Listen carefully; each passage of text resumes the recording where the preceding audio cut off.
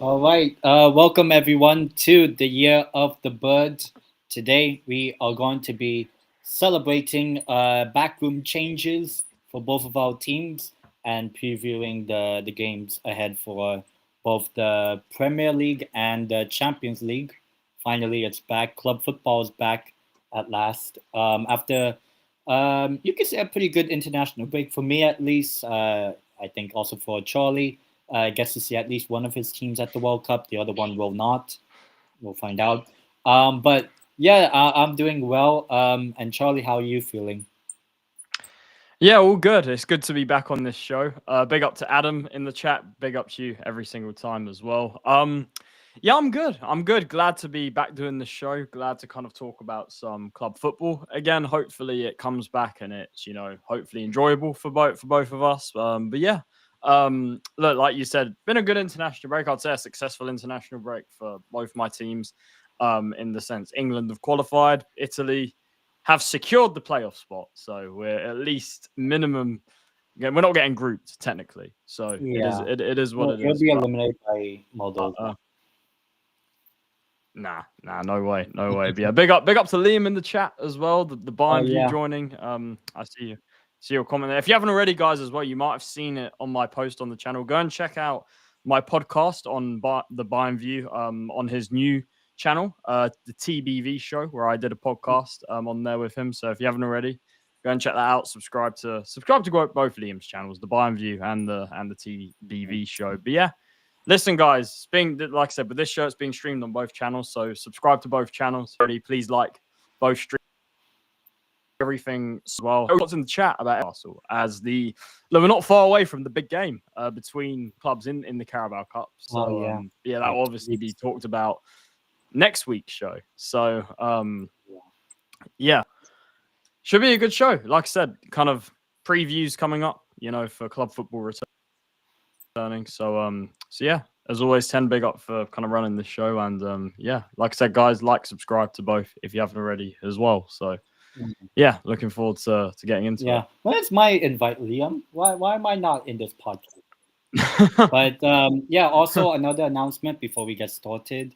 Yeah, I know we're doing this show on Wednesday night, but starting next week, we will be doing it Thursdays, 11 in the morning, UK time, or 12 p.m. here for me. 11 a.m. UK time, Thursdays, starting next week, the 23rd of October. Yeah. That's when we'll preview the Spurs stuff. Yeah, we had to change the time from Friday at 5 p.m. Not Friday, sorry, Thursday at 5 p.m. We've had to move it to 11 a.m. So from now on, the show Year of the Bird, Spurs and Newcastle podcast will be on Thursdays at 11 a.m. UK time. Yeah, but regardless, we'll still be able to have some drinks, as we'll first talk about the backroom stuff. I don't really want to go too in depth with it, but first one, Newcastle United. We have a new sporting director at last. Is it third time the charm, or maybe third time unlucky again? Ross Wilson is the new sporting director. Where is it? This one. Hopefully it works. It should. I hope. Yeah. So I can see Ross Wilson is the new sporting director for Newcastle United. We got him from Nottingham Forest, but like almost Nottingham Forest and Newcastle were like best friends, basically. We either sell players to them, or you're like Aston and Chelsea, best friends. Or maybe back in the day, if anyone remembers, Liverpool, Southampton. I remember that. But yeah, we got Ross Wilson from Nottingham Forest. We paid some compensation. I don't know how much it was. But we finally have a sporting director after, who do you call this? The former Brighton and England FA sporting director. Forgot his name. I think it's Dan Ashworth. Oh yeah, Dan Ashworth. And he kind of snaked you guys because he went to Man United. Not only that, he actually used club emails to do that sort of stuff. Really? That's what was reported later on. And then obviously, not too long ago, we had the former Spurs guy, Paul Mitchell. Paul Mitchell, who actually, the thing with Paul Mitchell is he did a really good job for us. Yeah. Paul Mitchell. He left because he got fed up with Levy, basically. Yeah. And I was really surprised. At Newcastle, he didn't really do anything. I mean, apparently him and Eddie Howe didn't get along. Yeah. And he left obviously pretty quickly. So, yeah, Paul Mitchell, when you guys got him, I was like, wow, you've got a proper sporting director. It didn't work out for whatever reason. I don't know what you think about that. I mean, I think maybe I saw somewhere whereby Paul Mitchell didn't agree with, at that time, giving Isak a pay rise and all that sort of stuff. And maybe that might have led to the rat situation with both of them, I would say. But yeah, I think overall, the only significant thing he probably did was selling Miguel Almiron. That's my only significance of him. Look, the streets will remember that. Even somebody who's not a Newcastle fan. I remember that Almiron purple patch. He was like that one month, like that one season. He scored against Spurs, I remember. Oh man. Yeah, I forgot he scored against us. Big up to Scott in the chat as well. But yeah. But overall, now we have Ross Wilson. His background. His first job as a sporting director was actually at Rangers, and he was the sporting director when they actually made that Europa League final, lost to Frankfurt about 3 years ago now. And then obviously, I think 1 or 2 years, maybe a year, at Nottingham Forest. And he's basically the guy that gave Forest Milinkovic and some of the players that were very good for Forest last season. So now he's come to Newcastle. Well, we bought him from Forest. Obviously, there's a lot of backroom stuff happening at Forest. You have Edu Gaspar, and Big Ange, in charge of the Nottingham Forest backroom and management. But now we have Ross Wilson. I think I'm not going to get too carried away because I've already seen us get 2 sporting directors bad. And, I don't even know if they're even worse than, what's that guy's name? I'm trying to go back to Mike Ashley days. Who's that guy? The bald guy. Lee Chardley. See, I know Lee Chardley. Yeah. Yeah. So do you know how I know that? I'll tell you how I know that, because back in the day I used to watch, when True Geordie used to do like Newcastle yeah, videos. And yeah, that's yeah, how I know, because he'd be like Lee Charlie, Ashley, and then who's the other one? There was another one as well. I can't remember, but there was maybe three of them. joking He was there. like, "Get out," basically. Probably Yeah, I don't know. joking There was there. another one, but yeah, Lee Charlie name I remember from Yeah. those times. So I mean, we'll see how Ross Wilson will do. I think the most recent report, I guess, is new contracts needed for some players we have. I saw Fabian Schär might get a new contract, maybe Dan Burn and all that. But I think the one I'm kind of hoping we settle very quickly is getting Tonali to a new contract, because if he leaves, I don't know. I don't want another rat situation. But yeah, overall, I guess I'm okay with this appointment as him being the sporting director. Just hope it's not like it lasts at least 2 years, or three, but we'll see. But yeah, that's basically my thoughts. I don't know what your thoughts are on Ross Wilson. Yeah, I had a look. I had a look into him. I mean, he, like you said, he was at Rangers when they weren't a shambles, which is good, because their Rangers have been a shambles. It feels like for ages now. So After he yeah, left. essentially, yeah. When he left, they kind of went downhill, and obviously at Forest, I guess in a way, kind of, it's hard to kind of judge his time at Forest, because I think Mr. he won Marinakis, one year. Mr. Marinakis, by the way, Mr. Marinakis, Evangelist. had all the control. Yeah, he had all the control.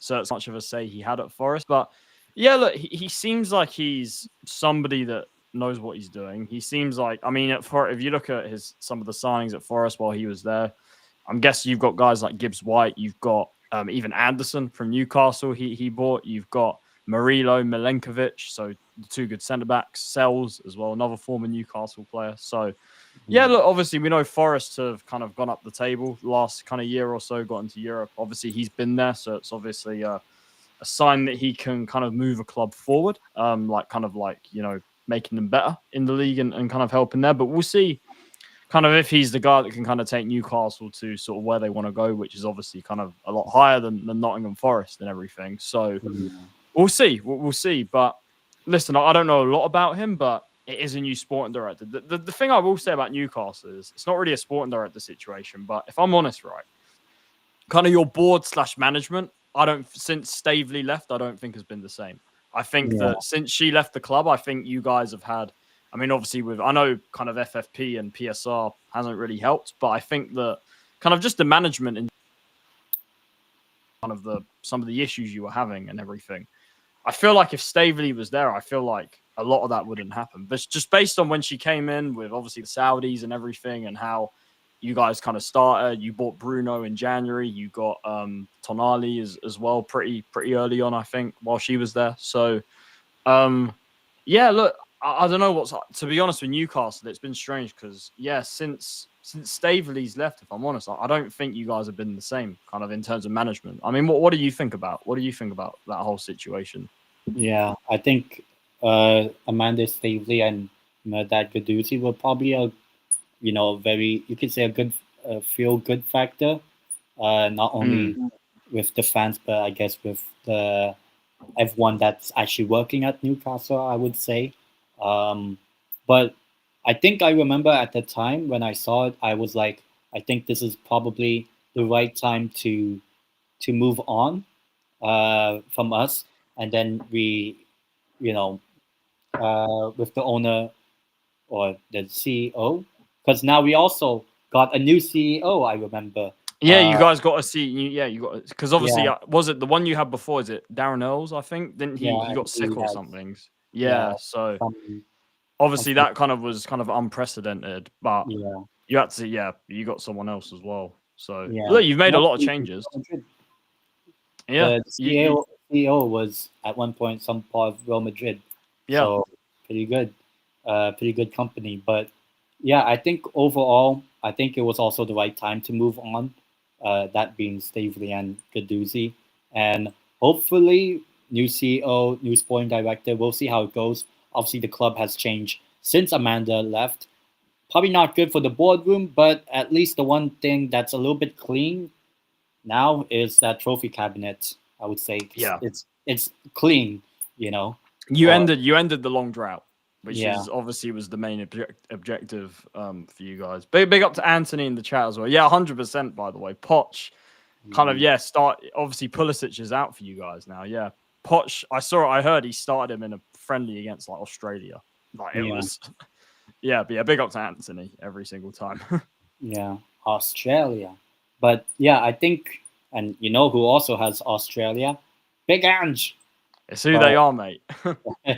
But yeah, that's basically my thoughts on our sort of backroom stuff. Hopefully, you know, new CEO, new sporting director means that hopefully in the next 1 or 2 years we see how it goes. So yeah, that's basically my thoughts. And now, in other news, there was another backroom change. Not at us now because we already talked about it, but it is about a guy named. Oh, I think it's this one. No, where is it?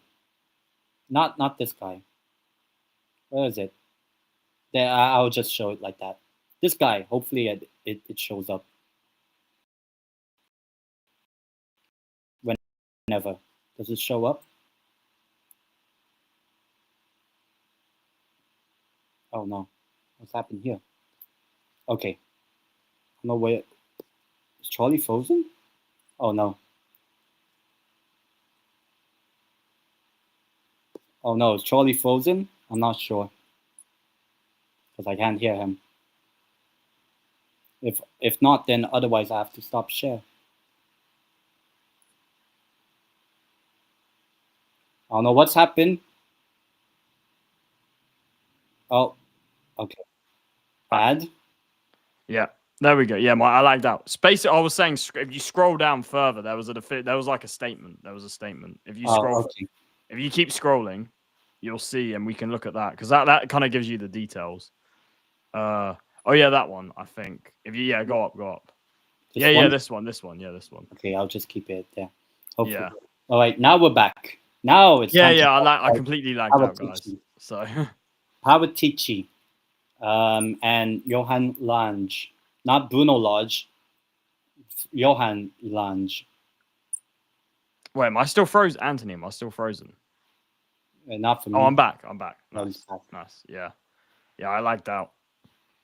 Yeah, but yeah, Paratici, how you feel?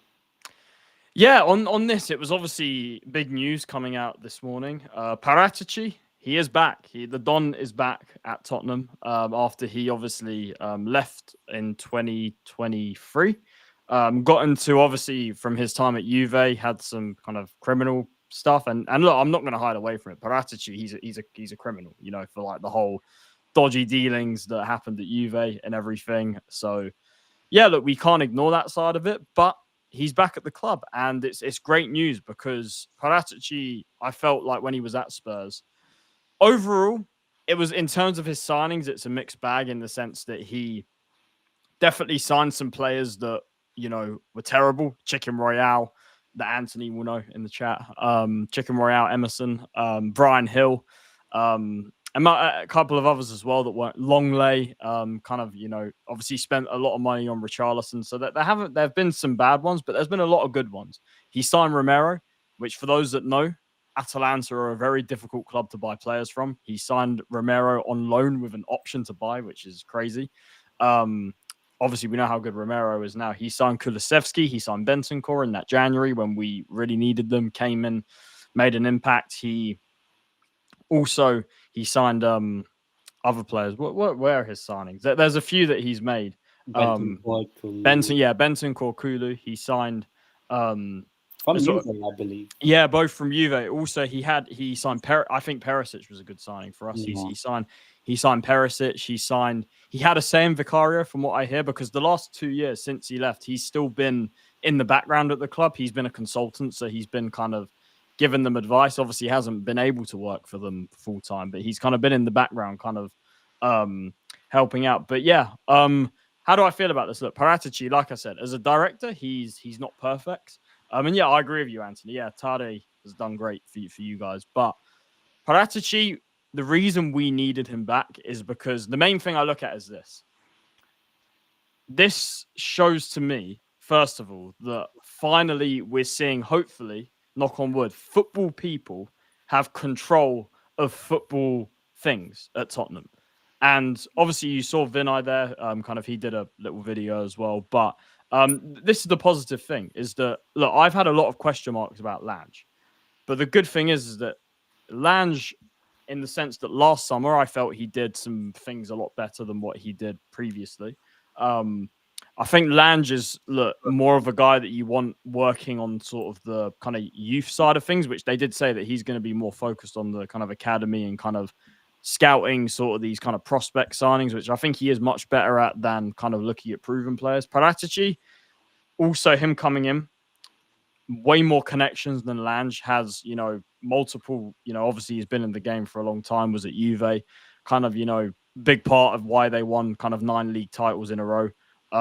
So at the end of the, at the end of the day, also what this means now, and this is the biggest, look, we can talk about his signings, kind of the hits and misses all we want.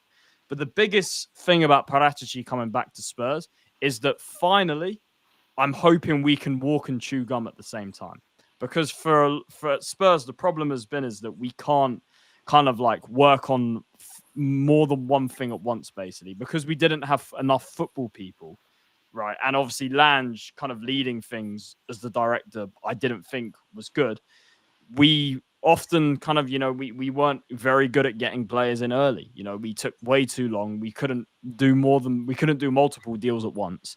But Paratici, for those that don't know, the way he works is he will do like 10 deals at the same time and then pull the trigger on the ones that obviously we want, basically. So this guy knows how to negotiate multiple deals. He knows how to do more than one thing at once. And that is the biggest step forward for our club, that Paratici now, we will finally, as a club, hopefully be able to walk and chew gum at the same time in the transfer window. And you saw when Paratici was here, it was interesting because obviously that he was here under Levy before. Now it's different because Levy's not here, which is why my hope is that, whoever it is, obviously Vinay, who's the CEO, Paratici, Lange, whoever it is, hopefully the football people now get control. Obviously Paratici, he's very much a football person. So if he gets control, if he has a lot of the final say, then I think we're in a very good position.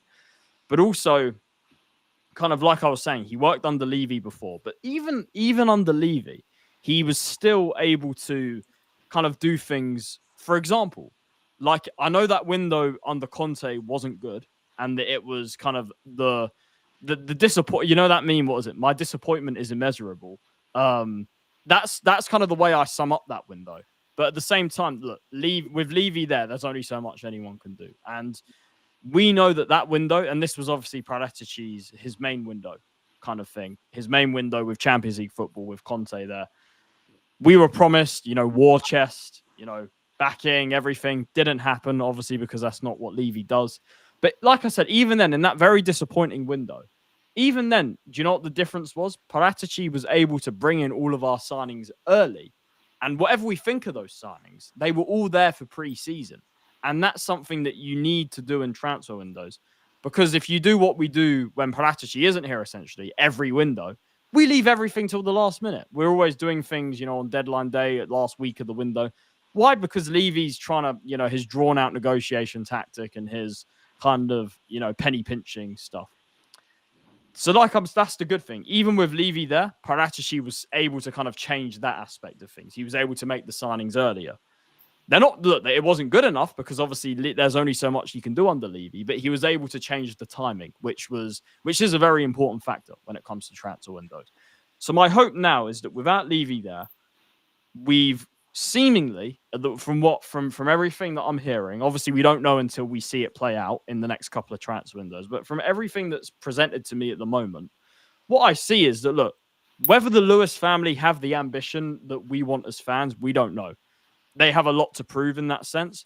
But what they have started to do since they've kind of taken, had more control of the club and stuff, what they have been doing is they've been seemingly kind of on the face of things, they've been giving football people control. They've let them kind of get on with it and kind of, have the decision making and the final say, essentially.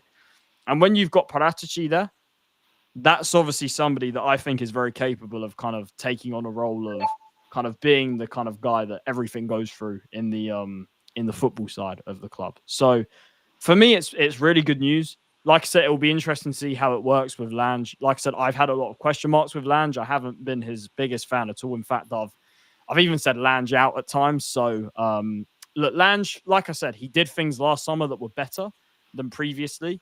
And I always felt that, look, Lange, he just came across as a bit of a yes man to me under Levy. But then Levy's not here anymore. So then obviously maybe Lange will improve as well because he's not having the constraints of Levy. So we just don't know. So for me, look, having two sporting directors is very interesting. I think it's kind of not something usual you see. Apparently, Thomas Frank has worked under that already at Brentford. Apparently, Brentford had something similar with kind of two directors and everything. So we'll see. We'll see how this works. But yeah, regardless, having Paratici back, it's massive, and I think it's definitely a big step for us. Like I said, I was very happy with what he was doing before, albeit I felt that he definitely needed to improve on some of his signings, kind of outside Serie A, you could say, kind of like, especially from La Liga. Like his signings from La Liga were appalling. So I want to see. Look, we've finally got somebody that knows more of the market across Europe. Like Lange, I think, if you look at Lange, he only and this is just the impression I got. Lange only knows the Germanic market. He only knows the Scandinavian market, the German market, and the Germanic market, England, Netherlands, Belgium, he only knows that market. Whereas Paratici, obviously he knows the Italian market. He knows the Spanish market as well. Porro as well was signed under him. So he clearly knows the Portuguese market. He knows the more Latin market. So my hope now is that we have, like I said, walk and chew gum at the same time. We have a network now where we can, we know more than just one market, essentially. Plus, Paratici, I'm hoping, hopefully I don't really know this, but hopefully he knows the South American market, because I felt that with Lange, I don't think Lange knows the South American market at all. And I think that the South American market, you're seeing all the players come from like Argentina and Brazil and stuff. If we can kind of, get into that market, I think we can bring in some players from there, hopefully. So we'll see. But look, Paratici coming back, for me, it's a good thing. And like I said, we'll see how this new kind of structure works and kind of So for me, it's just another good step essentially since Levy's gone, and it's another change to the higher ups at Tottenham. It's another, a big, change to things. So that's what we wanted. We wanted as much change as possible. And whatever we say as fans, we can't argue it. In the last, I'd say 6 months or so, a lot of change has happened. Levy's gone, Donna Cullen's gone, a lot of the board went and everything. Now, you're seeing, we have a new, Vinay's come in, Charrington, you've got Paratici's come back and everything. So whatever we say, right, like I said, whether the Lewis family are willing to invest the money that it takes to kind of push us to the level we want to go, we don't know yet. But whatever happens, what we can say is that there has been change. As fans, we wanted these changes. We've been crying for Levy out. We've wanted kind of, multiple changes at board level, and that happened. So, like I said, we just have to wait and see. Like I said, January will be a very telling indicator of kind of where it's at, if things have really changed, plus the summer, of course, as well. So for me, just at the moment, and I say this, to other Spurs fans as well, at the moment, we just have to wait and see. And that's where I'm at. Like I said, I'm not kind of making a conclusion on a positive or negative. I'm just kind of just waiting and seeing, essentially. And like I said, Paratici coming back for me is a good step. So, like I said, let's see. Yeah, and I totally forgot. I have to click that follow button up there. But I'm not following those other 3 clubs that says you might like. I'm just saying. So, yeah, I finally follow Spurs. Not as a fan, though. More as a hater. But, yeah, my thoughts in general with Paratici. Yeah, he seems to be a good sporting director, but a criminal. But look, he is a criminal. Look, we can't hide away from it. But like I said, the good thing is that it's somebody that knows football. It's a football person. Yeah, and we'll see how Spurs go, just like how we are with Ross Wilson. But now, 30 minutes in, and hopefully Newcastle are not like 12-0 down this coming Saturday. It's Brighton versus Newcastle. Obviously, Charlie got to see Spurs play them earlier in the season, which we previewed a long time ago. But yeah, it's Brighton versus Newcastle on Saturday, just the normal kickoff, the 3 p.m. UK. My feeling for this game, the last time we actually beat them was in the championship, which was what, 8 years ago, more than 8 years ago.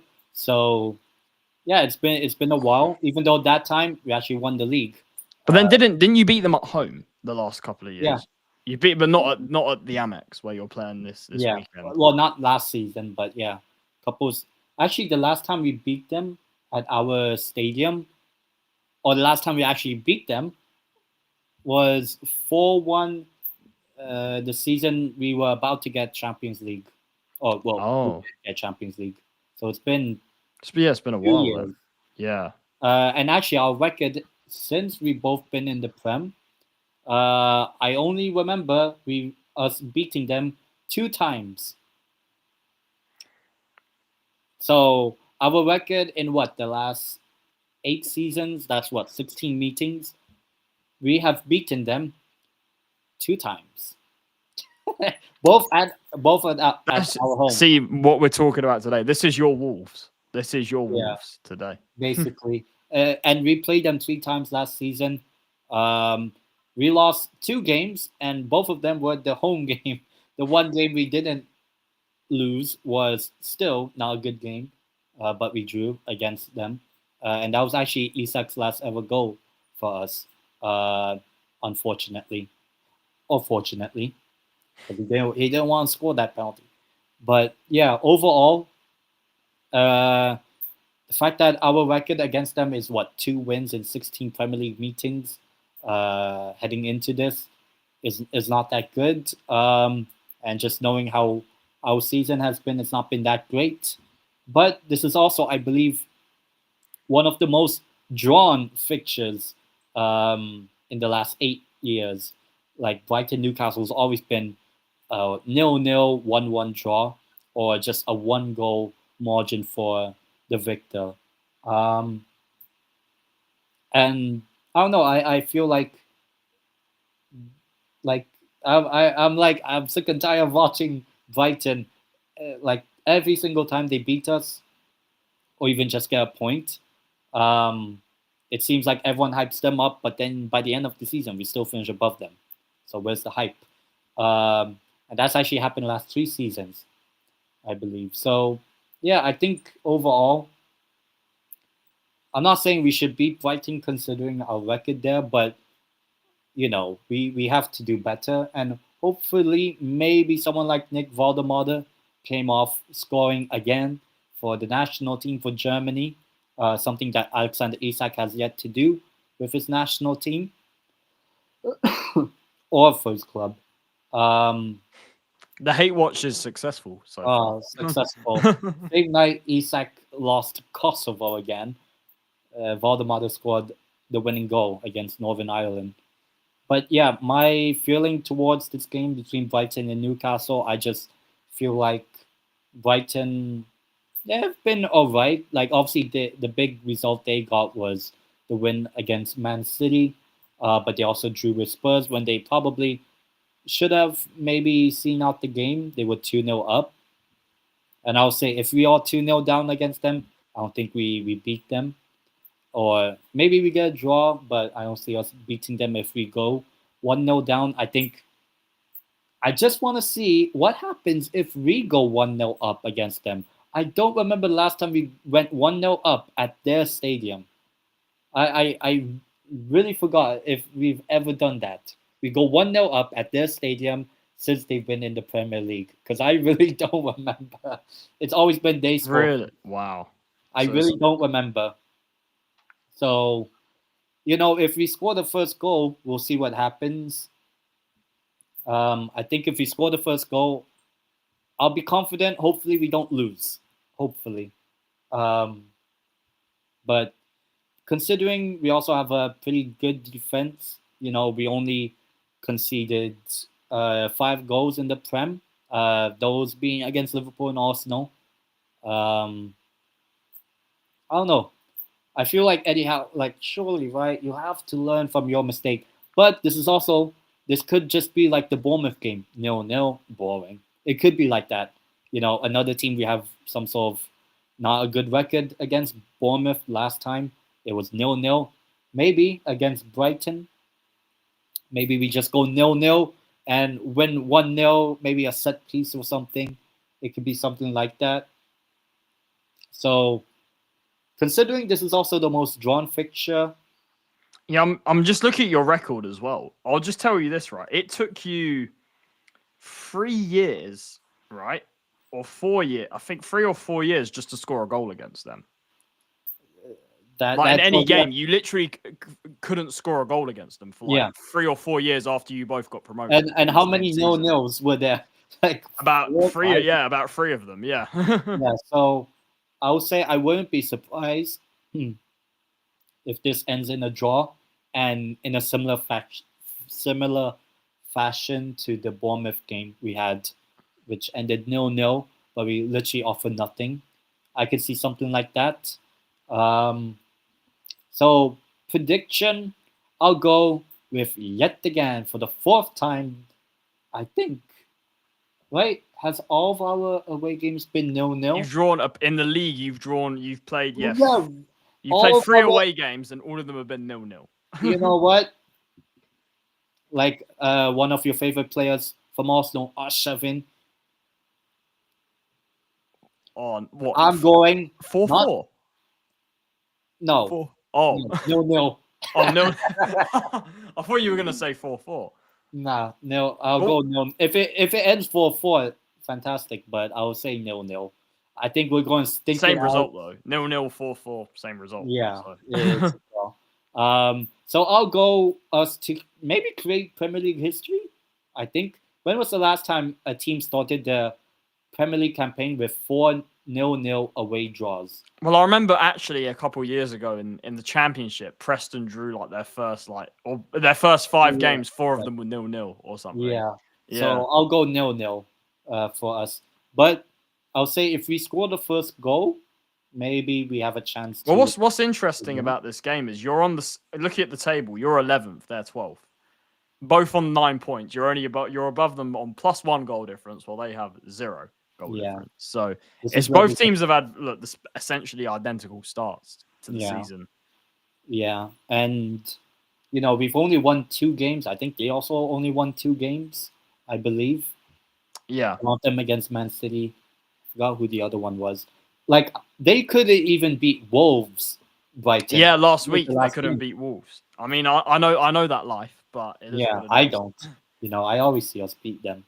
But Brighton, our record, as you said, we haven't scored since we both been in the Prem 4 or 5 years. It took us to score, and I don't think we ever took the lead at the Amex. Never. Wow. I think that's crazy. Yeah, I'm looking at. I don't think you did. Because there's a couple of 0-0s there. There's some 3-0, 2-3. I think Brighton beat you 3-0 in one of them. I don't think you've ever taken. Yeah, I'm looking at it. You haven't taken since both have been in the Prem. You haven't scored the first goal at the Amex. Yeah. So, imagine if we score the first goal at the Amex, then maybe a change of fortune, maybe a sign from God. But it would also be a sign of God that we actually, finally get an away win in the Prem. Or an away goal this season in the Prem. Yeah, I mean we have the experience of scoring 4 away, just not in the UK. USG. So our away record defensively has actually been good. It's just the attack away, except when it's USG. I mean, if you're gonna break, obviously it is a bit of a curse. I just realized USG and Brighton, who both have the same owner. Same owner, yeah. But I just realized with the curse, right? Because I think at this point it is the Amex curse. Just like I have the Wolves curse, you have the Amex curse. How do you kind of break this curse? I mean, you're saying you don't think you're going to break the curse, but kind of I mean, the way I see it with when people say like curse and stuff, like it has to end eventually. I mean, I don't know. Is this the weekend where it ends? Maybe. I mean, it didn't happen for you the last time, and you probably No. should have lost. So yeah, we should have. We should have lost. Yeah. when it was the Wolves game, but I think maybe a Brighton player scores an own goal to open the scoring. Maybe that breaks the curse. Maybe like Van Heck, like does like what the heck? He did an own goal against us and against Wolves in both. So he scored 2 own goals this season. And both of those games, Brighton did not win, albeit they did draw, so they still got a result. I'll just go with 0-0, just to continue maybe a little bit of a curse on us. But yeah, that's like I can see us just doing what we did against Bournemouth, whereby we know about our curse. We'll be defensively solid, which we have been. I've yet to see us concede a goal away from home this season. Yeah, no, look, you can't. The goals we conceded was in front of our fans. 2 of them were in the last minute, which Charlie was happy about one of them happening. Oh man, do you know what's funny? It's like that one game has just has gaslighted everyone into thinking Arsenal or something that they're not. But anyway, but yeah, I'll go 0-0. You reckon a stink fest? So you're not gonna break the curse this week. Just like the Bournemouth game. Yeah, because that's true. Because you didn't break. Because Eddie Howe's never beaten Bournemouth since being at Newcastle. So in the league, only in the cup, but in the league he hasn't beaten them. So I guess you didn't break that curse. So the question is, will you break this curse? Maybe what you call another bit of storyline could be Anthony Gordon. This was the game he got a red card, which he didn't make the cup final. Maybe. Yeah. You know, that was the game he got the red card. Maybe redemption. I don't know, but we'll find out. I think, I mean, this is going to be interesting. Like you said, your record stinks, especially at the Amex. You know, in general, Brighton have been a bogey team for you, but at the Amex, it's shocking. Your record, it's awful. It's terrible. I don't think you have a worse record anywhere but the Amex, if I'm being honest. Like since you were promoted back into the Prem after one season. Of course. Maybe because we beat them in the championship. If you remember the Mo Diame goal. Oh yeah. That's all fortune. Maybe that was the fortune that made the curse. Maybe. So maybe what if I don't know, Nick Voldemort or someone. I think Voldemort. Obviously, he's coming into this on great form. Kind of scored for Germany and everything. So I think you're going to need him in this game. I think that he can kind of cause problems to Brighton. Tonali, Bruno, I think need to be in there. I don't know. It's hard to call. I think this is, like you said, it's one of the most drawn fixtures. Obviously, look, you guys need to win games. Like I keep saying with Newcastle, like, look, the table's still very early on. It's only 7 games, but look, you guys shouldn't be 11th. Like you guys, need to be way higher than that. Regardless, big up to Big Bad Rom as well. You guys need to be way higher than 11th. I think that obviously, look, you have had a bit of a slow start to the season, so you definitely need to. Start picking up, wins, kind of, go on a bit, put a few wins together and everything. But I don't know. I think you're going to draw this game as well. I think it will be just like we did. Obviously, we got a 2-2 draw there. But I think it's going to be 1-1. I don't think it'll be another 0-0. I think you'll finally get your first away goal of the season in the league. But I think they'll score. Because Brighton themselves are a very unpredictable team, because if you look at their results, they've beaten City and Chelsea. They've beaten both City and Chelsea this season, but they've lost to Everton, Wolves, Bournemouth. I know Bournemouth are doing well, but you see what I mean? Like, very inconsistent. Obviously, they drew to us. They probably should have, from 2-0 up. They probably thought that they'll think that they should have beaten us. So look, they're very inconsistent. You don't really know with Brighton so far. Them being 11th in the league, I think, or 12th, I think is right, because they've just been very, very up and down. So yeah, this is hard to call, which is why I think a draw is probably the safest bet, if I'm honest. So I'm gonna go. I think for you guys, like I said, you need to start picking up wins, but I think this will be a draw, if I'm honest. So 1-1. Big up to What's the Point FC as well. Big up to you every single time. Yeah. Hopefully, we'll find out what's the point when we go. A team that has a little bit more points than both us and Brighton. Maybe not. I don't know about Villa, but it's Spurs against Villa at the Tottenham. Well, they got the same. They got the same number of points as you guys. So, okay. So yeah, and Brighton, are fourth, I believe. But we are third Tottenham, with on 14 points. Yeah. How you feel about potentially losing to Villa at home for like the third time in 4 seasons, something like that? Well, we beat them 4-1 last year at home, and we did lose 2-0 away, but that was right before the Europa League final, so you can imagine what our team selection was. Kind of, yeah, like you just go and check it. It literally says it all. So, yeah, no. Spurs v Aston Villa. Look, obviously, it was good to get a win before the international break, like we spoke about on the last show against Leeds. Obviously, we're third in the table, 14 points, 2 points off the top. So it's a decent position considering we have only lost 1 game as well so far this season. Look, Villa, again, a team that obviously started really poorly this season, kind of, failed to score a goal until they played, I think, Sunderland, actually. So, which I'm sure you'll like to hear, albeit that game was a draw. Villa have picked up recently. They've beaten Fulham. They've beaten Feyenoord, actually, away in the Europa League, which was pretty impressive because Feyenoord, they're not an easy team to play against at their ground. So they won 2-0. They beat Bologna as well. So, look, they finally been picking up a bit. Who else did they play? Burnley, they beat 2-1 in their last game as well. So essentially, after this, that terrible start they've won their last in all competitions. They won their last 4 games in a row. So they've kind of picked up. Probably, I'd say the international break came at the wrong time for them. They were kind of starting to build some momentum. I think Watkins is probably going to be out after he was injured for England against Wales. I think he'll probably be missing this game. But nevertheless, look, they found, Donyell Marlon, who I think is pretty average, but he seems to be on a bit of a purple patch at the moment. Obviously, they got guys like McGinn in there. You've got, others there like Digne, the left back. You've got Kamara. I think Kamara is a very good midfielder. Tielemans there. So, look, we know what Villa's about with Unai. Unai, I think, is a top manager. I think, if I'm honest, look, Villa, I actually think that he could leave Villa and actually go to kind of a club,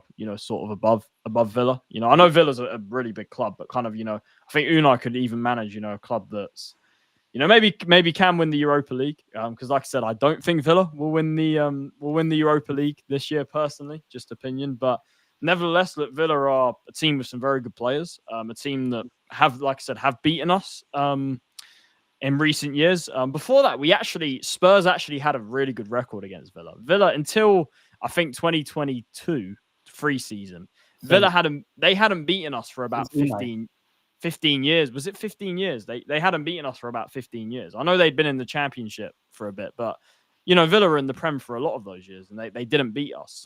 So historically, Aston Villa is actually one of our favorite fixtures. I don't know what it is. We seem to do more often than not. We seem to do really well against Aston Villa. So obviously hoping that continues this weekend. Obviously last year we beat them 4-1. So I'll take another result like that. But look, it's not going to be easy. Like I said, it was good to win, but as we spoke about on the last show, it wasn't the most convincing performance. Spurs, kind of before the international break, had some very unconvincing games. Look, hopefully we have some injuries back. Hopefully Kolo Muani's back. He played in a behind closed doors friendly against Watford, so hopefully that means that he'll be ready. Solanke, probably not, but hopefully he is back for this game. Hopefully we find out in the press conference that he is available at last. So hopefully we get a couple of our strikers back. But yeah, kind of what I want to see in this game, team selection wise, kind of pick up from where we left off against Leeds. I think that I would go, Xavi in the 10 once again. Kudus, for me, Kudus, who has been easily our best attacker this season. And clearly, I think it's clear that the attack is kind of a weakness for us. And Kudus is obviously making it all click. Kudus has been carrying our attack on his back. Like, he's been kind of everything has gone through him. So Kudus, we have to have him firing for this game. And yeah, it will be interesting to see what else he does. Like I said, hopefully Xavi once again plays in the 10. Paulini has to go in as well. So yeah, look, back four should be fresh. Luckily we didn't get Bissouma actually, who just came back, got injured again for Mali, but he hasn't really played this season. So apart from Bissouma, we haven't luckily got any injuries over the international break. So should be kind of in a similar position, hopefully with a couple of 1 or 2 players back in the striker area. Which, like I said, if Kolo Muani is fit and he is ready to play, I would start him in this game. I would start him up front instead of Richarlison. Because for me, Richarlison, look, it's been a couple of weeks, so, we'll see what he's like now. But he wasn't on a good run whatsoever. So I would start Kolo Muani if he's ready. But for me, yeah, this will be an interesting game. For me, it's a game, look, at home against Villa. I look at this and say, I think hopefully we have enough to win this game. I mean, like I said, against Villa, it's the last couple of years, it's been very hit or miss. Kind of 1 minute, it feels like we'll beat them 4-0 or 4-1 and then lose 2-0 in the other game. It feels like the last few years. Obviously, Ange beat them 4-0 and 4-1. Across his 2 seasons, and then lost the other 2 games. So hopefully we hopefully we get a win in this game. I don't know. It's tough to call. Like I said, Villa's a team that you can't underestimate because, like I said, Unai Emery I think is a top manager. They've got some good players, and they're a team that on their day they can take points off any team. Genuinely, they're a team that on their day. Aston Villa are the type of team that can take points off anyone in the league. That on their day, they can beat anyone. So I think a lot of it depends on kind of what Aston Villa will we see. Because like I said, Aston Villa started off very poorly this season.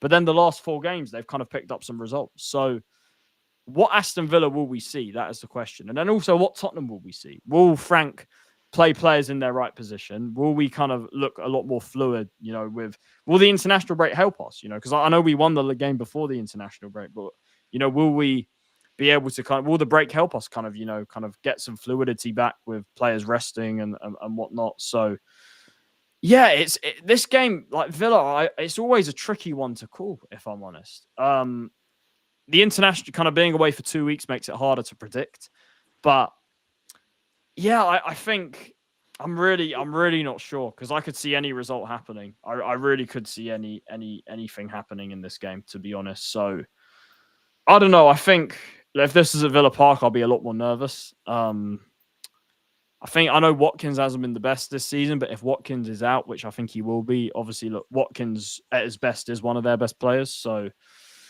yeah, this is tough to call. And like I said, I don't know what Tottenham's going to turn up, and I don't know what Aston Villa's going to turn up. So we'll see. We'll see. Tenor, before I give my prediction, I'll let you speak about this game because I really do need to think about this. I really don't know what to predict, if I'm honest. So I'll let you kind of give your thoughts, and then we'll do both our predictions. I mean, probably since Unai Emery has come in, Villa's fortunes against Spurs has been better, obviously, or worse, like losing 4-0 to Ange. Like they lost 4-0, yeah. Yeah, and 4-0. But I think I don't know. I have a feeling that this game is probably going to be maybe a tough one to call. Maybe it could be a game of the weekend, you could say. But at the same time, I feel like at home against Villa, I think the one thing I feel about Villa is that they haven't really beat any sort of big 6, big 7. I include Newcastle in that. Or I can say big 6 and remove Man United and put Newcastle. But but I think Spurs this season, especially against the sort of, you could say, big-ish clubs like the Villa, have done well. You see that Man City game and all that. But also there's been underwhelming performances. But I just think that maybe Spurs might do well in this game. I just realized they've got people like they've got Harvey Elliott as well. It's Jadon Sancho, like. And now watch those two score the two. Oh goals. God, bro! If Sancho scores against us, we should fold. If he's former United and Chelsea. Or who they got? They got. Do you know who's been really poor for them? Is you know that the forward they got from Nice, Gessand. Oh, I think he's been terrible. I don't know because I've actually watched I've watched some Villa games. I've watched some games where they've played.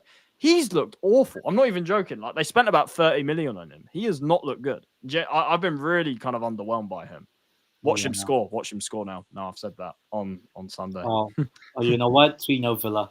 Elliot, Sancho, and Golot. Guess and. But no, I do think that Spurs. I think we'll see this game out. I think Spurs. I think will continue to grow momentum and kind of stop Villa's momentum at this time. So I'll go 3. Yeah, 3-0 Spurs actually. I think 3-0. You reckon we'll score 3 goals against Villa? Yeah, maybe it might be someone like Kudos, or if he does play in this game, one of the goats with Charlison. Well, tell we'll get 2 goals in 2 games. Something like that. That's the sort of Villa I have a feeling for this game. Because, apart from the recent results where they have won games, I also think that those are games that you think they're like 50-50 games. Yeah, I think this is a 50-50 game. I do. But I actually do think that it's actually more 60-40 Tottenham, just from how good Spurs have, in terms of results, started the season. So I'll go 3-0 Spurs. See, in terms of just to gaslight your ego as well. No, I'm not falling into that trap. You know, I'm not falling for this. But yeah, I think it's a very 50-50 game. I think that if you look at, you say 3-0, but like for it to be that sort of game, Kudus has to turn up. If Kudus doesn't turn up, our attacks like finish basically. Like we're not going to be threatening whatsoever. We're going to have to hope. Look, if Kudus, basically our whole attack goes through Kudus. That's what's been proven so far this season. If Kudus doesn't turn up, we need to hope that we defend well and get a set piece. That's genuinely the only way we're going to score, because like our attack, apart from Kudus, I think all of them have been atrocious this season. Apart from Richarlison in the first couple of games, but then even then he's gone downhill. He's reverted to type like I thought he would, if I'm honest. So look, we can score goals. Like I said, everything goes through Kudus, but you know, you've got Paolini there that's been sort of a surprising goal threat, if you want to say that. But how do I see this going? Like I said, it's very 50-50. I'd obviously take another 4-1 like last season, or 3-0 like you said. But like I said, I think it depends on our attack. If our attack clicks, if Kudus is playing well, if maybe Kolo Muani comes in for the first time, I think we can win this game. But if our attack is off, like it has been on many occasions this season, when either Kudus hasn't played or he hasn't had the best game, then we could struggle. Because you know what Unai's like? Unai will stink it out if he has to. Unai will go 4-4-2, just stink it out. And he's done that. Unai's done that so many times. So I'm hoping that we're not in that sort of situation. Because, yeah, like if they go 1-0 up, it could be a problem, because we know what Unai's going to do. So I don't know. Like if our attack can click, then I think we win this game. That's what it comes down to. And I'm going to say, just marginally, I'm going to say 2-1 to Spurs. I'm going to go for a very close game. But I think, you know, being at home, that might see us over the line, hopefully. So yeah, if our attack clicks and Kudus is on fire, like he has been a lot this season, then I reckon 2-1 Spurs. A close game, I think.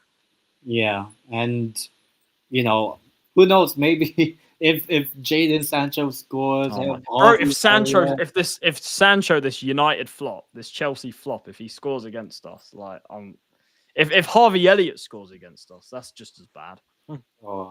Or the guy you said, Gessan. Yeah, Gessan will score against us probably. His first goal, probably for his first goal involvement. He's got 0 goals and 0 assists so far. Yeah, because I don't know. I feel like your home record might help, or your home form. Well, the interesting thing. Well, now you've said that, I realised that I actually have more confidence in Spurs away from home, because at home we've struggled because teams have come to our ground and sat back, and we don't know how to break them down. If you look at our home games so far, like obviously Wolves draw, Bournemouth we lost, Villarreal was we won it with an own goal that they scored for us. So you look at home, I think we've been better away from home, because the reason I say that is because away from home, the home team has kind of come onto us more. And because we're a good counter-attacking team, we've used the space well. And we're, like I keep saying, Spurs, when a team gives us space, we can be a dangerous team. But when we don't get space, sometimes we just don't know what to do whatsoever. And I think that's happened in a few of these home games, like especially against Wolves and Bournemouth. Those two games, those two teams haven't given enough space, and we haven't had a clue what to do. So my worry is, if Villa go 1-0 up, and Unai does what I think he will do if he goes 1-0 up, then we could be, because I don't know if they're going to give us any space to play in. I'll be really honest. Yeah. But yeah, in terms of now, we'll preview that the nights that actually matter, not just tonight, Wednesday night, but also Tuesday night. Champions League is back. Yeah, Champions League is back. And one of the early games, well, actually between us, we play on Tuesday, you play on a Wednesday. But actually, I realize from now till the next international break, we do not travel out of the UK, because our two Champions League games within this 4-week period are both at home. And the first one being against Strasbourg, Steve's team, Benfica. It is Newcastle United versus Benfica. And big up to Reno. Big up to Calcio with Reno every single time. Yeah. But yeah, Newcastle United versus Benfica, Champions League. Obviously, Benfica are on that many points. Newcastle nil point. But for Newcastle, we're on 3 points. We've scored 5 goals, even though like 4 of them were against USG. But obviously, since that famous 4-1 win over PSG, we've played 3 home games in the Champions League. 2 of them 2 seasons ago. We lost to Dortmund 1-0 and lost to AC Milan 2-1, unfortunately. And then, obviously, a few weeks ago, I think a month ago already, we lost 2-1 against Barcelona. So Russia. No! But yeah, I think now, obviously, I feel like surely, right? Like somehow we've only picked up 2 Champions League wins since returning a couple years ago. And people say, oh, Newcastle's home form and all, but our Champions League home form has been, since returning, has been 1 win, 3 losses. It was a good win. It was a good win last against USG. That was a very good win. Oh yeah, USG. Yeah. I think we have to play a team that has a abbreviation. PSG, USG. We still have to play PSV. So, and we have to play PSG again later. So maybe we have to call Benfica BEN. Maybe. Ben 10. Yeah. But yeah, my feeling towards this game against Benfica, AC Milan, unfortunately. But yeah, this game against Benfica, the history, the last team to actually knock Newcastle United out of a European knockout stage game was Benfica, 2013. Quarterfinals of the Europa League, which Benfica ended up losing the final to Chelsea. And obviously, it's not just Benfica we're playing against. We're playing against one of Tottenham's former managers, one of your great managers that should have played that. Should have had the cup final. But because of the Super League, it didn't. It's Jose. He returns to St. Jose Mourinho. 8,000th time.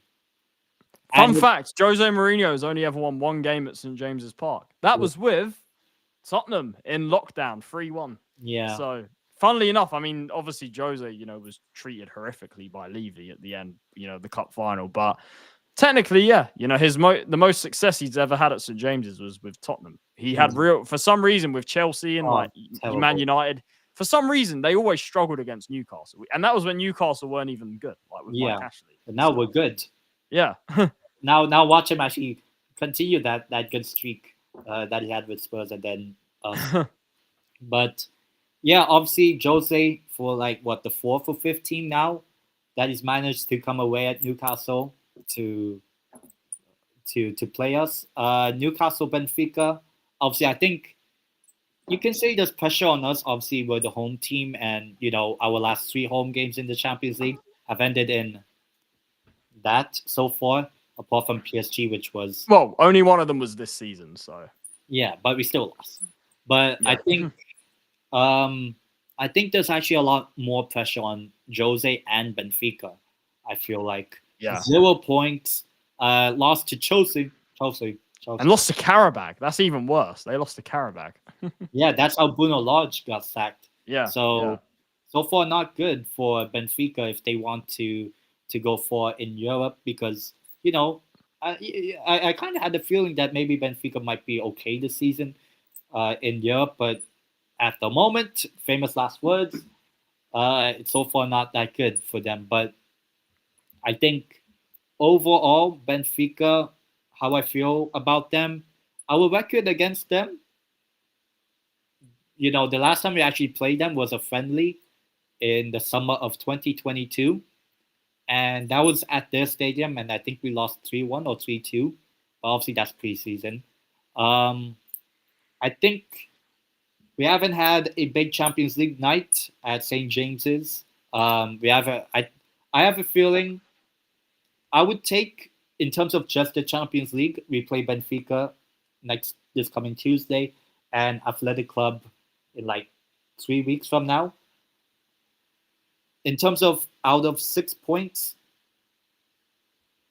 I would be okay getting 4 out of 6. I'll be honest, I think you should be getting 6. From Benfica and Athletic Club, I think you should get 6 points. Both being at home, I actually think that should be 6. Yeah, I think the aim obviously should be 6, but I don't know. Obviously, based on our home Champions League record so far, it's not been great. Maybe it's just the St. James's crowd, too much pressure. Oh, can we live up to the highs of? Well, hopefully that happens on the Carabao Cup night in a couple of weeks. oh no. But we'll see when we do that show next week. But I think with Benfica, I think there's a lot of pressure on them compared to us because at least we have a win under our name. Benfica have yet to even get a point. So my feeling of this game, I kind of hope we can beat them. But this is actually the same week that we played Dortmund and lost 1-0. And guess who scored? A former current Villa player, Daniel Malen, scored in that 1-0 loss we had against Dortmund 2 years ago. It's on this exact same week. Was it Malen that scored? Yep. I thought it was was it Nemecha? I thought it was him. Oh, actually, now I don't know. It's probably one of those two. Yeah, I feel like it was Nemecha for some reason. It was either him or Marlon. No, and the fact that it was probably Marlon is terrible. But yeah, obviously, I feel like there's pressure on both teams, and I think we have to finally deliver a home Champions League win. I think it's now been 2 years overdue. So. But I think Jose will obviously do his best to keep it tight and all. I think Benfica can cause us a lot of danger. Who are you worried about from Benfica? Like kind of their players. Obviously they got Ivanovic, Pavlidis, the 2 strikers. They've got Richard Rios. Although he hasn't been as good there so far. Yeah, I think he actually scored their own goal against Chelsea. Yeah. So. I mean, you could probably say Pavlidis, but I could say Richard Rios. I think he's been really good, at least in international level for Colombia. But I think you know what? No matter what happens in the Brighton game, I think our focus, our priority will come in this game. I think we have to deliver a Champions League home win. I think that would be the message in the dressing room and all that. I'll go Newcastle United 2, Benfica 1. That would be my prediction for our game against Benfica. So I'll go 2-1. And to continue his goal scoring form, it'll be Nick. Nick Voldemort.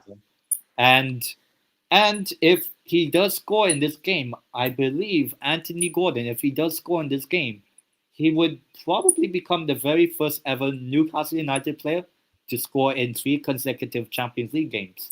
He scored 1 against Barcelona, scored 2 penalties against USG, and at the moment, I believe he's joint second top goal scorer. So he is in the race for that golden boot. So Mbappe, not Isak, you gotta be worried. Yep. I mean, this he scored against the mighty Latvia last night. So he did. Good form for Gordon. I mean, this will be interesting because I think this is a game. Obviously, Newcastle, you lost to Barca, but you bounced back against USG. I think that this is a game you have to win. If you get kind of 6 points from 9, considering you played Barca, I think that's a pretty decent start to the kind of first 3 games of the Champions League. Obviously, you've got some more very winnable games as well. I think, PSV, even Athletic Club at home, I would say, kind of with the way they're going this season. Yeah, so I think maybe PSG, because final day, maybe they're like first place, like by a mile and play like. Hopefully, hopefully. Team. But yeah, it will be interesting because I think this is kind of looking at the Champions League. This is if Newcastle want to have any hopes of getting in the top 8. I think that this is a game that they need to win, kind of at home. I said this already. I think that Newcastle. I know they've lost one, and I know they've lost at home and 1 away in the first 2 games. But I think from now on, their home form, I think, will be a big factor in kind of them getting through in the Champions League. So I reckon. Obviously, Jose coming back to England is always, drama. That something will happen. He'll probably get against Chelsea. Yeah, he'll probably get sent off or something. So yeah, there'll be the whole Jose kind of drama. But in the end, I mean, Benfica. If you speak to Steve, obviously, big up to Steve, kind of Newcastle and Benfica fan. So if you speak to him, he'll tell you, look, Benfica are a shambles, like in a lot of ways. And obviously, Jose, look. Obviously Jose's a legendary manager, but he's obviously not. He is washed. I think Jose is pretty washed up kind of now compared to what he used to be. He's not the same Jose. So kind of how much he can fix Benfica in the immediate term is obviously questionable. I think that you'll win. I think that obviously with Jose there, I think it will be definitely a much harder game than what it would have been with Bruno Lage. So I'll go for 2-0. 2-0 to Newcastle. I think your defense will carry you through once again, like it has in a lot of games this season. And I think Voldemort. Remember, we are playing at home. Yeah, but even at home, Wolves, you kept a clean sheet. So, Bradford, you won in the cup. So, maybe we just shouldn't play a team very. Oh wait, no, we play Ange. Never mind. Oh yeah, you beat Forest 2-0 as well. So, at home, I think it will be a 2-0. I think it'll be another 2-0. So yeah, 2-0. To Newcastle. Benfica, even with Jose, I don't think are that good of a team. So I reckon, I think being at home at St. James's, I think Newcastle edge it. Yeah, I'll go 2-0 in the end. Yeah, hopefully we do that. And obviously, Porto are bigger than Benfica, just so that anyone knows. But now we'll go not from the northeast, but we'll fly all the way, not really to France because it is actually a country. Monaco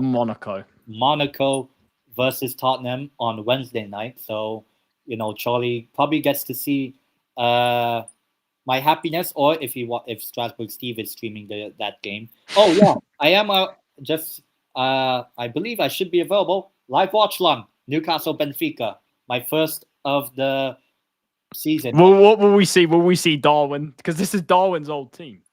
This is Darwin. Oh, he is playing in Saudi now. So will we see? For those that don't know, was that the last Newcastle watch along you did? The Darwin meltdown? No, but it's probably a recent one. For those that haven't seen it, go on to 10's channel, press on popular videos, and you'll see Newcastle 1, Liverpool 2, and just skip to the part where Darwin scores. But obviously, thank God, no Darwin. But yeah, I've watched long. During just before the game, Monaco Tottenham, Monaco. Not a good start to the Champions They've just sat League. their manager. They've just sat their Yeah. Hutter. They've just sacked Eddie him. Hutter. Yeah. And the new manager, I have to check because I forgot who's the new manager. Yeah. Who is their new manager? It is not Eddie Hutter. Where's new manager? This is how prepared. Oh, Sebastian. Not the one on YouTube. Sebastian Pogno Poco Noli, the guy that was the manager, I believe, of USG quite recently, I guess. Oh shit! Also, former Belgium international. I only remember him when he was a player. So yeah. Wait, was he at USG like when you played them like just recently? Have they taken him from USG? I believe. Let me check. Let me check this. Who is them? Now I'm curious.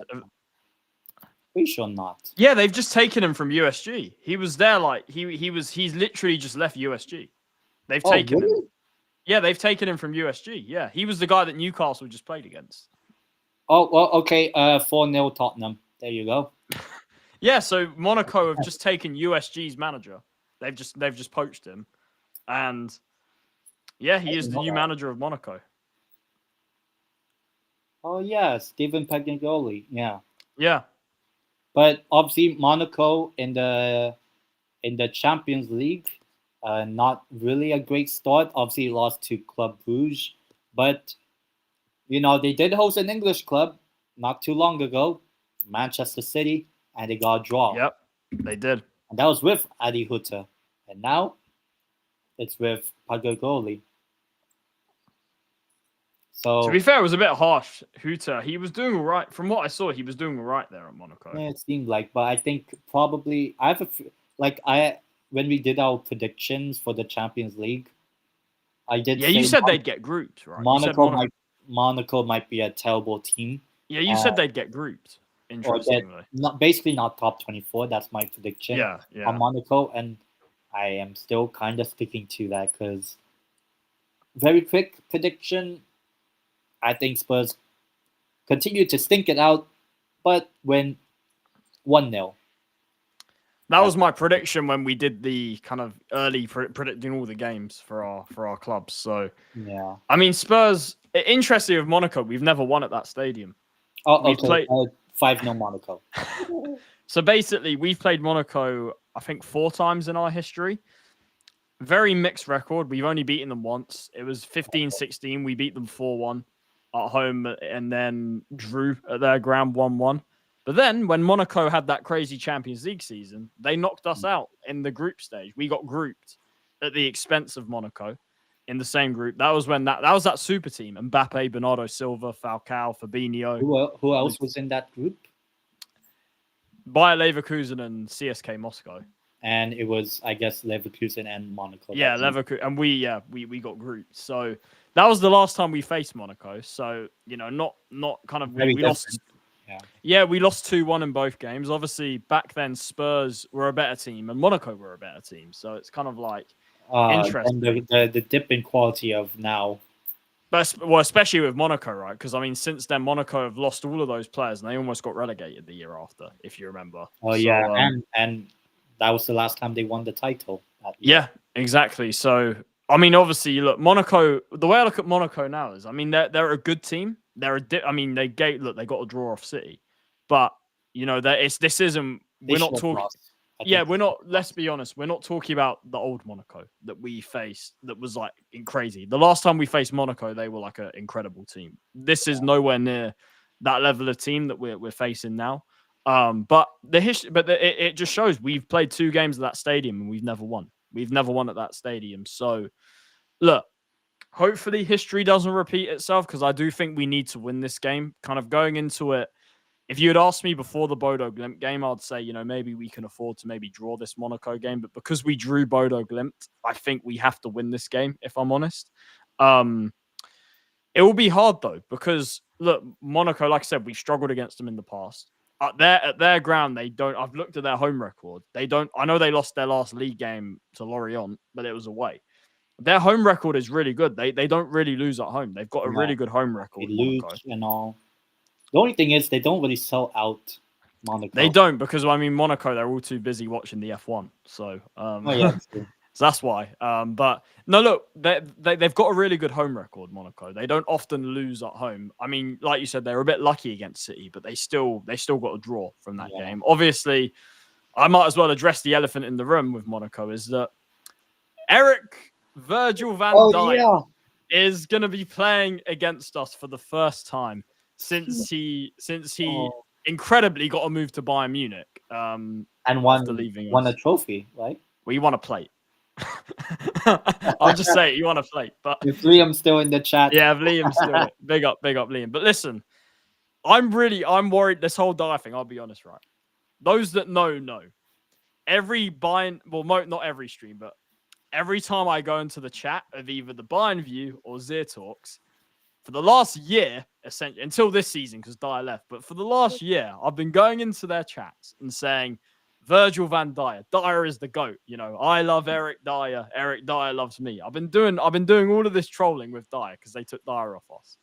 Right. Because obviously, for those that know, Dyer, especially in his last couple of years, was horrendous for us. He was a player that pretty much every fan wanted us to sell. And we finally did. Somehow it was Bayern Munich. But listen, Dyer has look, he's never been disrespectful really to Spurs. So like I don't really dislike him. But as a player, he had to go. It's as simple as that. But I'm worried because I've been taking the piss with this guy the last year with the Bayern fans.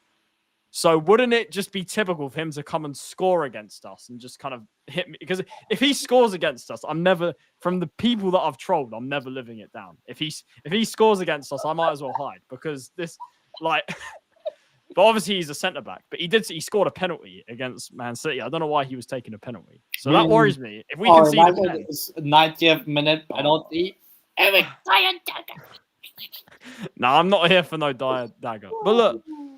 Apart from Dyer, obviously, who is our former player, he'll be playing against us for the first time. They've got some other good players. Ansu Fati, the wonder kid at Barca, has kind of found his feet again at Monaco. Akliouche, like you mentioned, a player that we were looking at signing. They've got Biref up front, who obviously did well last season. You've got Zakaria. I don't know if he's injured or not, but you got Zakaria. You have who else? Pogba, but Pogba's going to be injured. Pogba's not going to play. Thankfully, because Pogba always turned up against us for Man United. So thankfully he won't play. But look, this Monaco team have some very good players. They're not an easy team. They obviously, in Liga, they're clearly the second or third best team with Marseille and PSG. And Strasbourg, of course. But definitely not an easy game. And I have to say, if we play anything like we did in our last Champions League game against Bodo Glimt, then we are getting packed in this game. We are getting destroyed because Monaco, for me, is a better team than Bodo Glimt. They've become more of a counter-attacking team. They also have Minamino. Minamino, ex-Liverpool, yeah. So this is what I'm saying. Monaco are a team that I can easily see us on our, if we have a stinker, this is the type of team we can easily lose to. Like I can see it a mile off. I just don't know how this is going to go. Like I said, I have to see the Villa game first. I think that will kind of, give me some indication of how we're looking after the international break. So it's hard to call. I mean, I know you said a narrow 1-0 win, which obviously I will take. Now that you said about the Eric Dyer, 2-1 Spurs. Dyer, just you have to get that Dyer goal in. Yep, 2-1 Spurs. Kudos delivers. This will be a game we struggle in. Whatever the result is, we will struggle. I can just see it a mile off. We will struggle in this type of game. Away from home in Europe, Monaco, who have a good home record, I can see us struggling. This will not be a walkover. Obviously, look, Man City, I know they should have won, but they ultimately didn't win. And it just shows you Monaco, they can get something off of these kind of teams. So this will be tough. I'll be honest, we have to win. Like I said, because we drew Bodo, I think we have to win this game now. Like I said, if we won Bodo, I think we could maybe get away with a draw in this game. But yeah, we need to win, really, if I'm honest. It's tough to call. I mean, you reckon we're going to win narrowly, but But Dyer scores now. The Dyer scores. Look, like I said, we've never won at this stadium, albeit we've only played there twice. But I think maybe this will be the time. I think, yeah, 2-1 Spurs, just about. I think we'll get some revenge on Monaco for what happened the last time we played them. Yeah. So, just about, very narrowly. Maybe we'll nick it off a set piece, maybe late on. Oh, Eric Dyer on 2-1.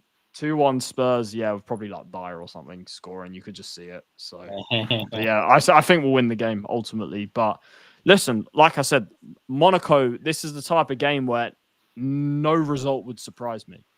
You know, if we lose this, I would not be shocked. If we draw it, I wouldn't be shocked. If we win, I wouldn't even be that surprised either. It's just one of those games where I can literally see anything happening. So, yeah, it's hard to call with Spurs. It depends, again, what Spurs turn up and what team selection we go with away at a team like Monaco.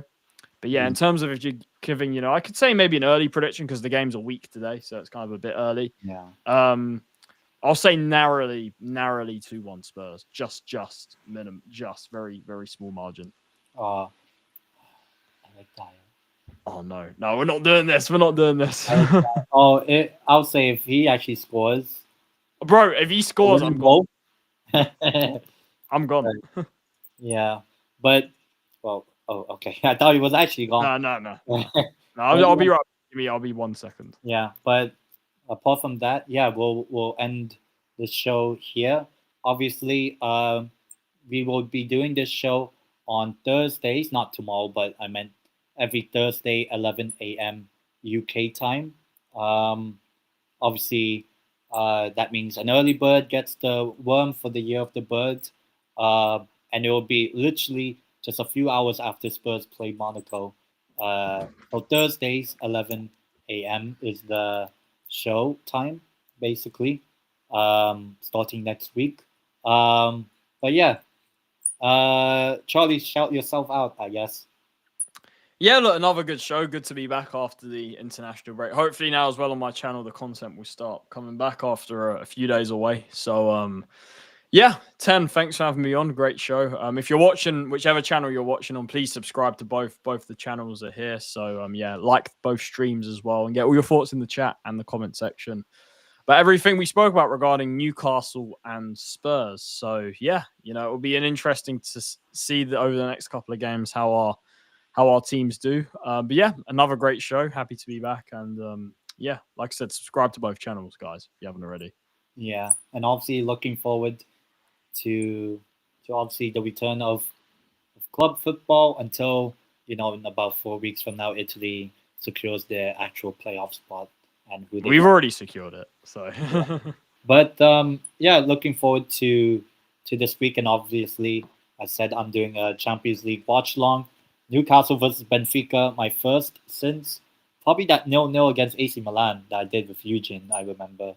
Couple years ago, the 0-0. Was that before or after Darwin? After Darwin. So, hopefully, Newcastle. Fucking idiots. I need to clip. I'm going to clip that and we can play it on this show. No. I need Eric Dyer. Oh, no. That'll be my saving grace. Yeah. We'll end the show here, and we'll see you guys in the next one on, actually Monday for La Pina Rosa, obviously. Unfortunately for Depo, they lost. But yeah, big up to everyone, and we'll see you